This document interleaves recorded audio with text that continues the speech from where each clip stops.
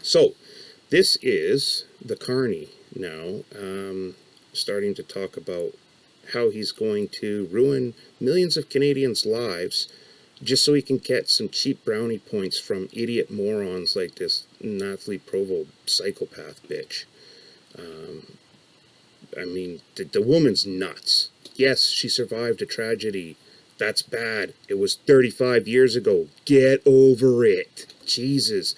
She's made it her entire life's mission just to be a thorn in the ass of honest, hardworking Canadians who just want to enjoy themselves and be left the hell alone from psychopaths like her. But she won't let it go. I don't know what's wrong with her, but there's something up here. All kinds of people go through all kinds of tragedies all the time. Tragedies way worse than what she experienced even, and yet they somehow figure out a way to keep moving, right? But no, she's chosen to build her entire life around this. It's not healthy, man. It's like psychologically damaging to make your entire life's work, your entire focus, your entire worth is all based on this shooting. Like, you gotta let that stuff go. Move on. She's almost single-handedly responsible for billions and billions of dollars of wasted money chasing down stupid gun control measures in this country. Not to mention diverting countless resources away from investigating actual criminals. You know, instead of having bigger gang units, bigger anti-smuggling units against human trafficking and firearms trafficking. Instead of that, no, all these resources had to be focused on these stupid gun control measures, running these stupid gun registries, and all this other garbage. And like I said, with this OIC, like 24, 25 of these people working on this for the last couple of years, this order in council from Trudeau, trying to figure out how they can make it work. Over $60 million spent and nothing. They haven't confiscated a single gun yet. They still don't even know how they're going to do it. They thought that they could get it done through Canada Post. Canada Post said, screw off. We don't want this liability. Get the hell away from us. We're a sinking ship. That's lead on our bow. No. So that one went up in smoke, and that's really all they had. So now they're going to talk about hiring a third-party contractor who will pluck off firearms that they can get good money for on the open market because they're very, very valuable collector's items or something like that. And those guns are just going to be disappeared from all the registers, and they'll never make it to the wherever they're supposed to be going to get destroyed. That's what'll happen. Because this government can't do jack squat. But this is the carney. I'll let him speak. It is a pleasure to be back in Canada? the GTA and to meet some of the many young Canadians who are stepping up to protect and Guy serve hates Canada. their friends, their neighbors, their community, to protect and serve our country. The dedication is admirable, and it's exactly what we need right now. Toronto police serve Canada? What? The biggest crisis of our lifetime. Oh, idiot. Biggest Before crisis. I get into the main tariffs, section, why we're here today, I just want to note a few comments on the situation, the economic situation. And I think the overall framing is important. President Trump is looking to fundamentally restructure the international trading system. And just yesterday, he announced a pause on okay. what's called "Nous allons protéger nos travailleurs et nos entreprises pendant cette période difficile. Et nous allons bâtir une économie canadienne plus forte que jamais. Bâtir un Canada fort." Now, the tariffs are not the only American policies that are threatening our economy and our society. They're also threatening the safety of our communities. Criminals are taking advantage of irresponsible American gun laws. No, criminals are taking advantage of irresponsible, retarded Canadian laws that Trudeau brought in. Trudeau stripped the Canadian Criminal Code of all the changes that Stephen Harper had made. Changes like bail.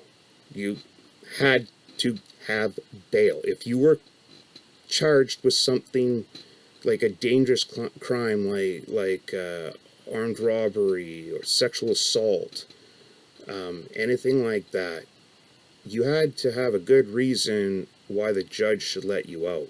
You went to jail. You had to come up with bail. Trudeau said that wasn't fair. It wasn't fair to people who couldn't afford bail. So they just walk. It doesn't matter what the crime is.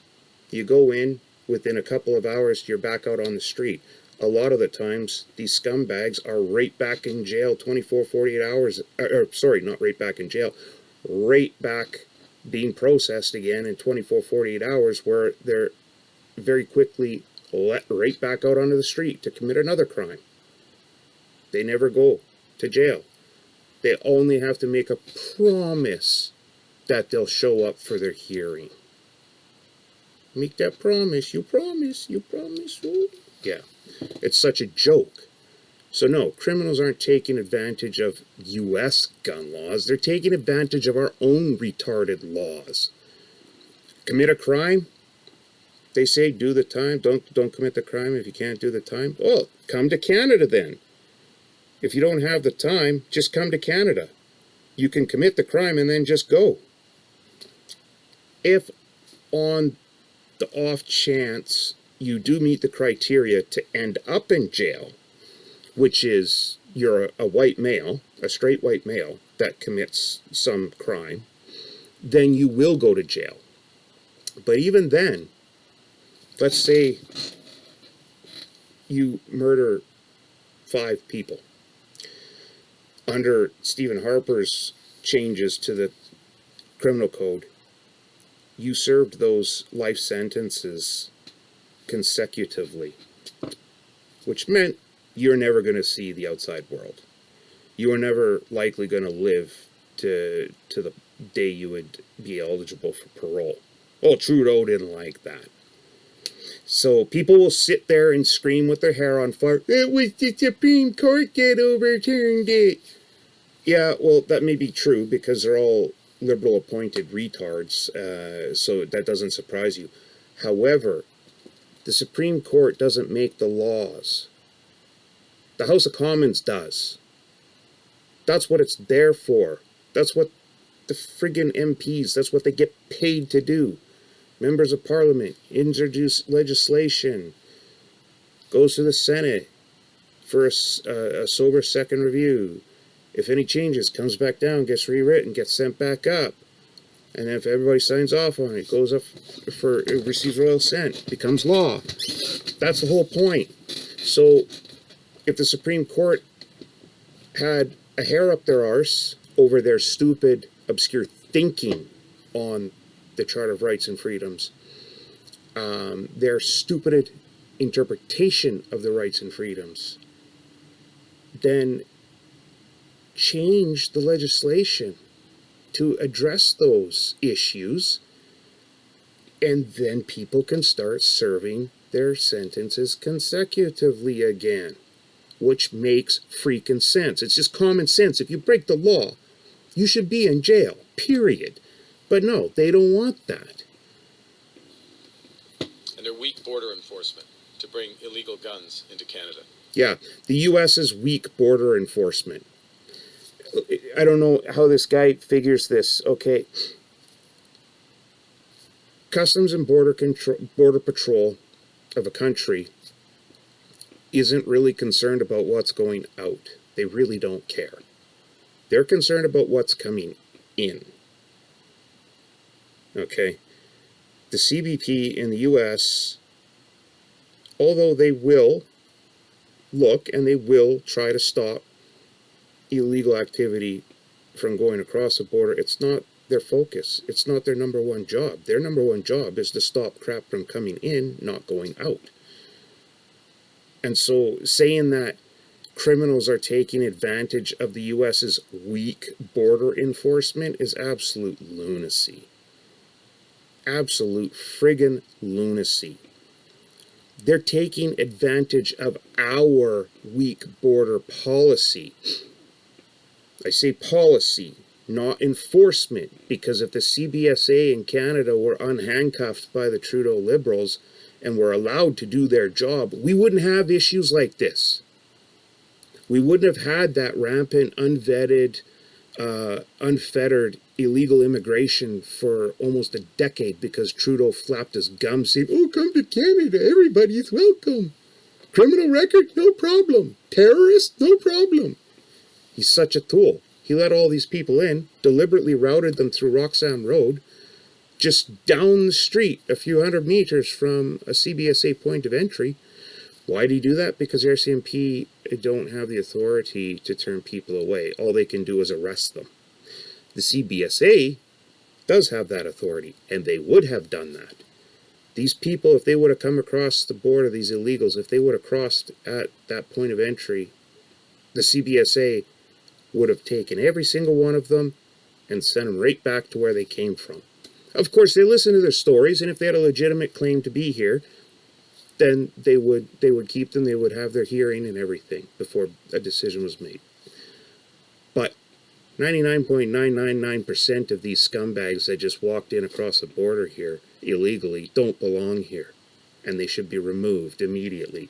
And if the CBSA was allowed to do their damn job, that's exactly what would have happened. But Trudeau didn't want that to happen. So for this tool bag to say, oh, weak border enforcement in the U.S. No, buddy, it's weak policies, your weak policies, because you're the one that was advising Trudeau this whole time that this was happening. So it's you, it's on you, you jackass. Large American online platforms have become seas of racism, misogyny, anti-Semitism, Islamophobia, and hate in all its forms. Yeah, because of and you they're guys. being used by criminals Because of you. to harm our children. My government will act. Mm-hmm. And today we're announcing our plan to fight crime, to protect Canadians, and to build communities that are safe, secure, and strong. A plan to make Canada secure, to make Canada strong. What are you going to do, Aujourd'hui, Carney? nous annonçons notre plan pour lutter contre le crime, protéger les Canadiens et Canadiennes et bâtir des communautés sûres, sécuritaires et fortes. Un plan pour un Canada sûr, un Canada fort. Well, criminals are trying to illegally import guns to Canada. Duh. Pierre Poilievre is trying to import irresponsible American-style gun laws. This is such garbage. You can't be serious. Poilievre never has said a damn thing about any of that. Not a damn thing. He just said, let's start enforcing the laws that are on the books. If the Supreme Court wants to get in the way of criminals, convicted criminals serving consecutive sentences, then he says he'll invoke the notwithstanding clause, which is exactly what it was written for. The notwithstanding clause exists when you get overzealous activist judges who all of a sudden think that they're supposed to create the law and not just simply interpret the law. Supreme Court judges are not there to impose what they believe in their heart of hearts. They're there to look at stuff like the Charter of Rights and Freedoms and the Constitution and interpret it logically, reasonably, legally, and leave all the other crap behind. But they don't, because they're all activists these days.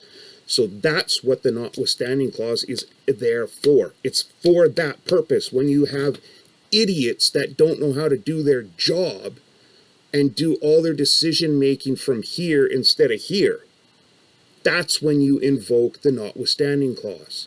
So if judges want to jump up and down like their hair is on fire, run around the courtyard screaming and yelling that it's not fair that you know, some criminal has to spend 2 or 3 consecutive sentences in prison and therefore won't have parole eligibility for 30 years instead of 8 or 10, then that's when you pull out the notwithstanding clause and you staple it right to the forehead of all the stupid justices that can't see through their feelings. Say, go have a look at that. Be serious about being tough on crime if you're not willing to be tough on guns. Okay, you can't conflate the two. That doesn't make any sense. You can't be serious about being tough on crime if you're not willing to be tough on guns. No. That's such a retarded statement. It makes no sense. You can't be tough on crime if you're a liberal. Period. That sentence makes sense. It's proven. It's been proven for the last decade. These are his policies, not mine. This is him making recommendations to numbnuts Trudeau. All right? You can't be serious about stopping intimate partner violence without being serious about gun control. How is that? Again, these are all false equivalencies. I could say that about anything. You can't be serious about personal flotation device use when boating if you're not serious about gun control. You can't be serious about not flicking lit cigarettes out your car window in the middle of summer when you're driving through a heavily forested area if you're not serious about gun control. Like, the guy's a freaking moron over here. Like, when we know from our own tragic history how often guns are involved, we are taking action. Yeah, how often? Because it's a regular occurrence in his Canada. Guy hasn't lived here for, like, what? Something like 35, 40 years out of his adult years. He hasn't even lived in Canada, and now he's the expert on all of the gun crime in Canada. The guy, when he originally introduced that Natalie Provo, he said that she was a victim of the Concordia shooting. He didn't even get that right. Those happened, like, I think 3 years apart. I think Concordia was like in 92 or something like that. Different everything. Different circumstances, like, he's... So shouldn't all be. While respecting the long-standing traditions of hunting and sport shooting. Yeah. And respecting the traditions of Indigenous peoples. Yeah, respecting the long tradition of hunting and sport shooting. As long as you don't use a firearm to do it, you're fine. That's basically what he's saying there. Look, we get it. We're not going after hunters or sport shooters. As long as you don't use guns to do those activities, you're going to be fine. So if you're a hunter and you don't use firearms, you're fine. If you're a sports shooter and you don't use firearms, you're fine. Don't worry about it. We're not going to bother you. But I do use a gun for hunting. Oh, well, then you're going to jail. Oh, okay. Can we talk about... No, time for talk is over. But there was no time. You guys just issued an order in council. Exactly. So give us your guns and go to jail. That's the Liberals. If elected, my God government help will us. automatically revoke gun licenses for individuals convicted of violent offenses, including intimate partner. That already exists. It has for decades. If you're a gun owner and you are convicted with any assault or battery, any domestic violence, obviously anything involving the use of a firearm, you're going to lose your license. You're going to lose your guns. That's always been. That's always been. You can even, a judge can even strip you, depending on what the charge is. If it's an indictable offense, it's a judge's discretion as to whether or not they actually go after your guns and your possession and acquisition license, because even if it's a non-violent charge that you're facing and that of which you were convicted, if it's an indictable offense, a judge can look at it and go, well, you know what? You have more responsibility than the average Canadian because you've been given the privilege to own and operate firearms, but you had this very drastic lack of judgment that you did this thing, embezzle, larceny, whatever. And that shows a lack of trustworthiness, which means you're no longer considered a high trust individual. And I don't think that, you should be in possession of firearms. So they can suspend it. Maybe 5 years you can't own a gun, or 10 years. They have the power to do that. That's always been there. That's always been there. So again, this is like it does two things. It takes the retards out of the group, go, oh my God, that's really good. People that commit violent crimes should have their guns taken away from them. Well, that already happens. So it's doubly bad because you got the people that, like me, are getting hurt because of this and further demonized, and then it looks so good in the eyes of retarded people that don't understand how the world works, right? They think that the carney is some savior. Well, how come no other person ever thought about that? Why didn't any other prime minister think about doing that? So they look at him and they go, oh, he's so brave and he's so wonderful and he's so thoughtful, and look, he's protecting Canada. No. These laws already exist.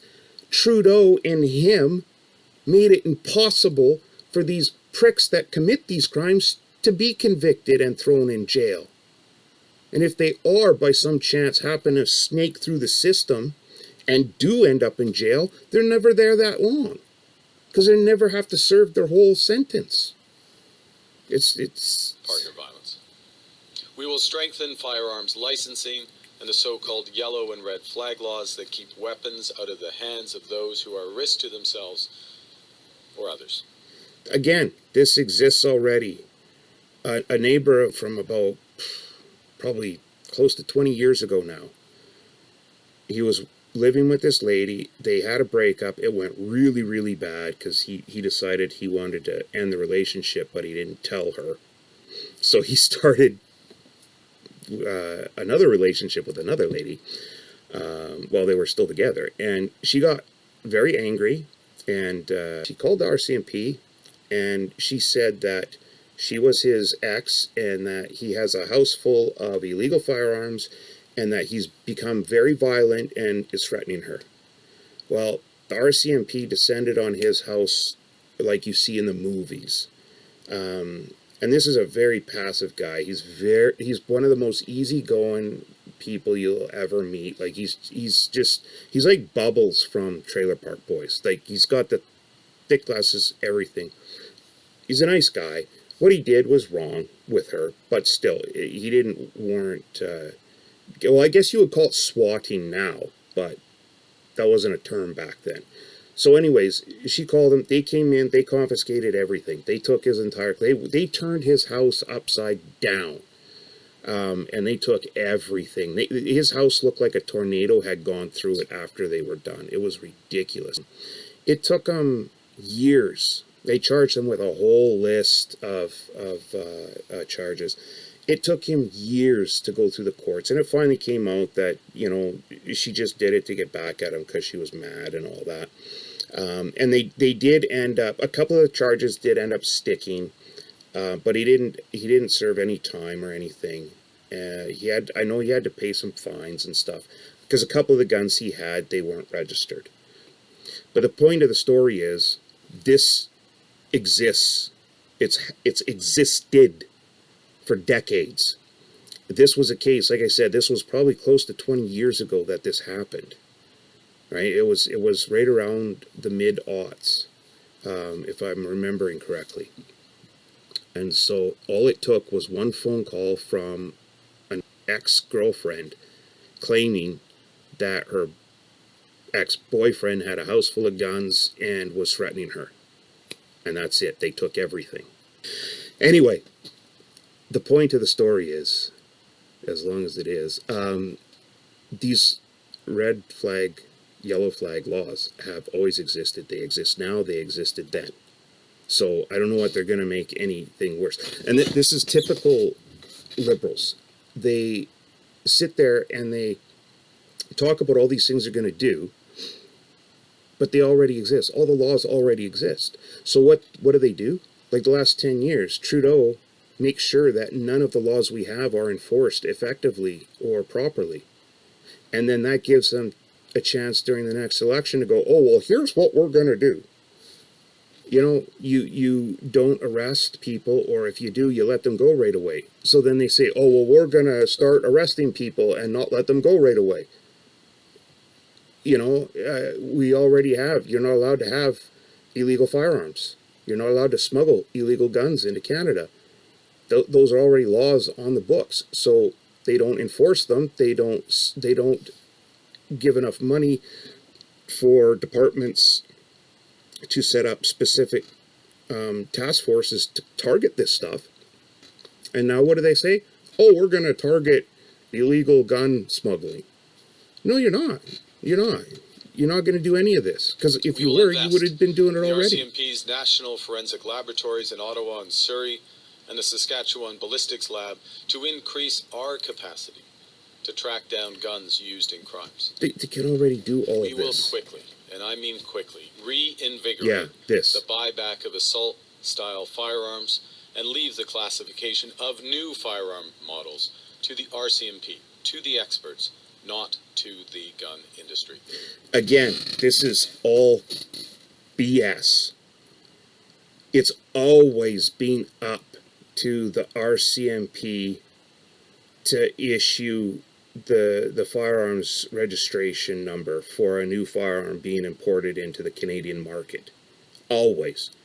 A gun, it can take years for a gun to get through because they ship a bunch of models of what's going to be sold to the labs, and basically what they do is they spend years tinkering with them, trying to figure out every which way they can to make these things into fully automatic firearms. And if they can, that's it. The gun doesn't get an FRT. It doesn't get like a registration number, which means it cannot be sold in Canada. There's a classic case from a number of years ago, probably 15 years ago, where a company here jumped the gun. They decided to import a bunch of, it's like the Type 97, which is was the People's Republic of China's, their army, their standard issue firearm for their army. And they kind of jumped the gun, and they imported all of these firearms that were supposed to be rejigged by Norinco, the firearms manufacturer, into only being semi-automatic. But they were just taking the firing control mechanism from the regular issue firearms that they sell to the Army and just making a few tweaks to it, and now voila. They take the little notch away where the selector is, so it just goes safe and semi-auto instead of safe full semi-auto or whatever, and that's good. And they bring them in, and you know, RCMP got involved. They picked up a couple of these guns. They played with them for a little while, and during the court proceedings, when this importer was trying to get their equipment released, the RCMP lab experts that testified said they were not going to be giving it a registration number because they were able to convert it into a fully automatic rifle. It's a perfect example for this scenario, in that it's not the firearms industry that decides what guns get to come into Canada and get sold. It doesn't work that way. It never has.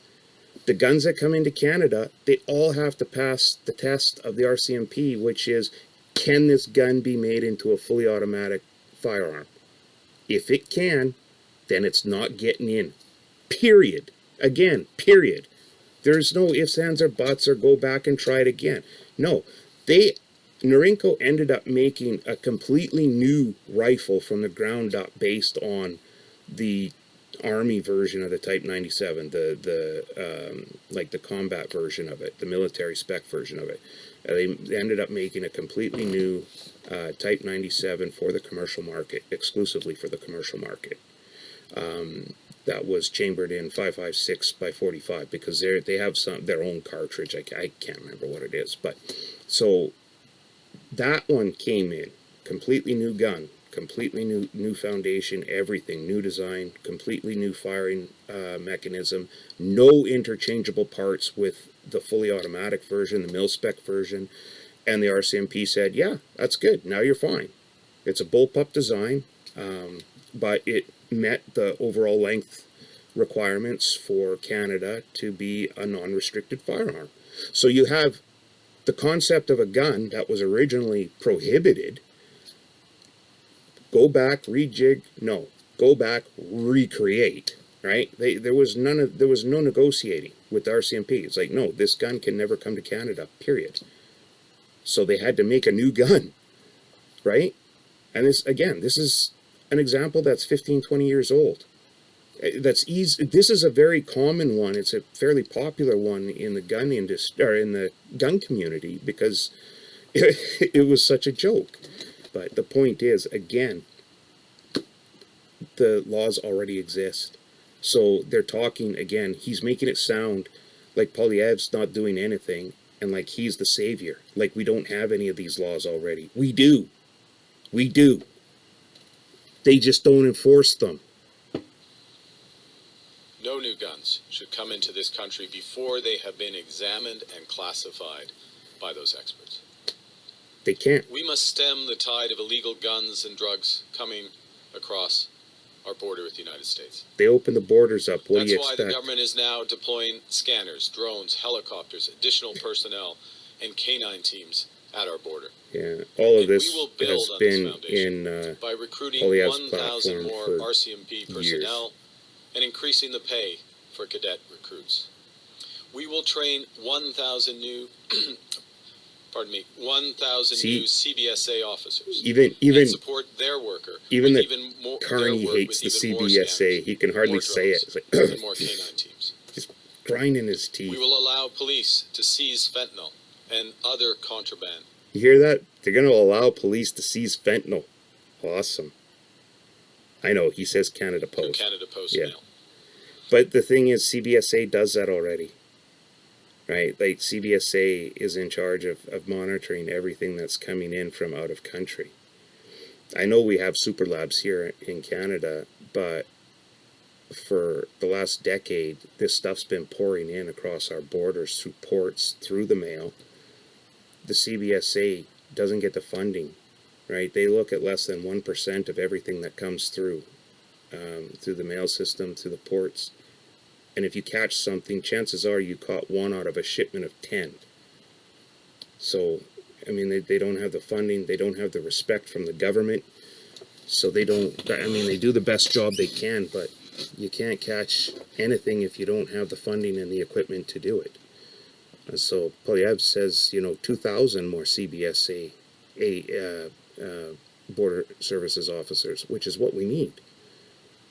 We need that. Scanners, drones, this is what he's been saying for the last couple of years. So, of course, Carney comes in and is like, I like that, so I'm going to say it. We're going to add some drones and some dogs. I like dogs. Dogs are nice. Dogs make me feel safe. So I will add dogs and drones. Don't forget the dog drones, too. Yeah. I don't know. I don't know how anybody could be We will strengthen the public prosecution idiot. services of Canada to hold those who profit from criminal activity to account and to repay the people who put themselves on the line, every day. I would just like to have him repay Canadians by, doing his banking through Canada instead of some tax haven in the Cayman Islands. Maybe start there. $5.4 billion will go a long way. in hiring some more border services officers for the CBSA, but I don't know. Anyway, like I say, I don't know how anybody could even dream of voting for this numbnut. He's such a tool bag. Such a friggin' tool bag.